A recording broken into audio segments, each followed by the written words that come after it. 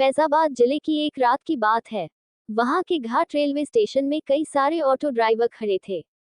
सभी सवारी आते ही एक एक करके उन्हें बैठाते और चले जाते थे। जैसे ही रात ज्यादा होने लगी, ज्यादातर ड्राइवर अपने घर को चले गए। उसी रात दुर्गेश ऑटो ड्राइवर भी घाट रेलवे स्टेशन पर था। वो भी दूसरे ड्राइवरों की तरह घर जाने ही वाला था। तभी उसे याद आया कि एक पैसेंजर ट्रेन आने वाली है। दुर्गेश और 3-4 ऑटो चालक उसी पैसेंजर ट्रेन के इंतजार में रुक गए। तभी जोर जोर से बारिश होने लग गई। रात तो थी ही, लेकिन बादलों की वजह से चांद की रोशनी भी नजर नहीं आ रही थी। बादल गरजते और बिजली चमकती तो कुछ उजाला नजर आता, वरना अमावस्या से भी ज्यादा काली रात हो गई थी। कुछ ही देर में पैसेंजर ट्रेन आई।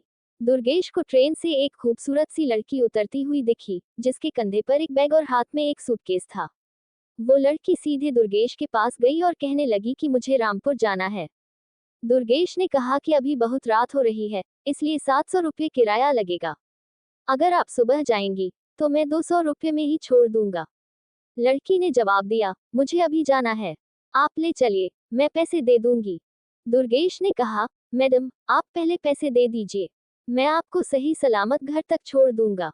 लड़की बोली, अभी मेरे पास सिर्फ 300 रुपये हैं, आप ये रख लीजिए, घर पहुंचते ही आपको बचे हुए 400 रुपये दे दूंगी। इतना सुनते ही दुर्गेश ने कहा, ठीक है मैडम, आप ऑटो में बैठ जाए। लड़की ने जवाब दिया, मुझे अभी जाना है, आप ले चलिए, मैं पैसे दे दूंगी।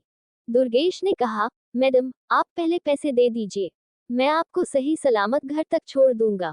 लड़की बोली, अभी मेरे पास सिर्फ 300 रुपये हैं, आप ये रख लीजिए, घर पहुंचते ही आपको बचे हुए 400 रुपये दे दूंगी। इतना सुनते ही दुर्गेश ने कहा, ठीक है मैडम, आप ऑटो में बैठ जाए। कुछ ही देर में दुर्गेश ने उस लड़की को उसके घर के पहुंचा दिया। वो लड़की ऑटो से उतरी और घर के अंदर चली गई। दुर्गेश अपने 400 रुपये के इंतजार में खड़ा रहा। आधा घंटा बीत गया, लेकिन लड़की लौट कर नहीं आई। दुर्गेश के मन में हुआ कि अंदर जाकर देख लेता हूँ कि वो अब तक क्यों नहीं आई। उसने घर की घंटी बजाई और जोर जोर से आवाज लगाने लगा। तभी एक बुढ़िया ने घर का दरवाजा खोला। दुर्गेश ने उससे कहा कि एक मैडम यहाँ ऑटो से आई थी, उन्होंने मेरे 400 रुपये देने हैं, वो अब तक पैसे लेकर बाहर नहीं आई। बुढ़िया ने हैरानी से पूछा, कौन मैडम? यहाँ तो मैं और मेरे पति के अलावा और कोई नहीं रहता। हाँ, मेरी बेटी पहले रहती थी, लेकिन वो 5 सालों से यहाँ नहीं रह रही है। दुर्गेश बोलने लगा, क्यों, अब वो कहाँ रहती है? मैंने शायद आपकी ही बेटी को यहाँ तक छोड़ा है, आप एक बार अच्छे से देखिए। बातों ही बातों में दुर्गेश की नजर सामने दीवार पर गई। वहां उसी लड़की की तस्वीर लगी हुई थी, जिसे वो ऑटो में बैठा कर लाया था। दुर्गेश ने बुढ़िया से पूछा, वो दीवार पर जिसकी तस्वीर लगी है, वो आपकी बेटी है? बुढ़िया ने जवाब दिया, हाँ, वो ही मेरी बेटी है। क्यों, क्या हुआ, तुम ऐसे क्यों पूछ रहे हो? हाँ, जवाब सुनते ही दुर्गेश बोल पड़ा, माताजी मैंने कहा था न कि मैं आपकी बेटी को ही घर लाया हूँ। यही मेरे साथ ऑटो में बैठकर आई थी। आप अब जल्दी से मेरे पैसे दे दीजिए। देखिए, सुबह भी हो गई है, मैं कब से यही खड़ा हूँ। बुढ़िया ने दुखी मन से कहा, बेटा ऐसा नहीं हो सकता। हाँ, ये मेरी बेटी है, लेकिन 5 साल पहले ये ट्रेन के नीचे आकर मर चुकी है।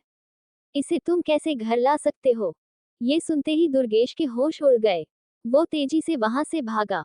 जैसे ही वो ऑटो के पास पहुंचा, तो देखा कि उसकी सीट में 400 रुपये रखे हुए थे।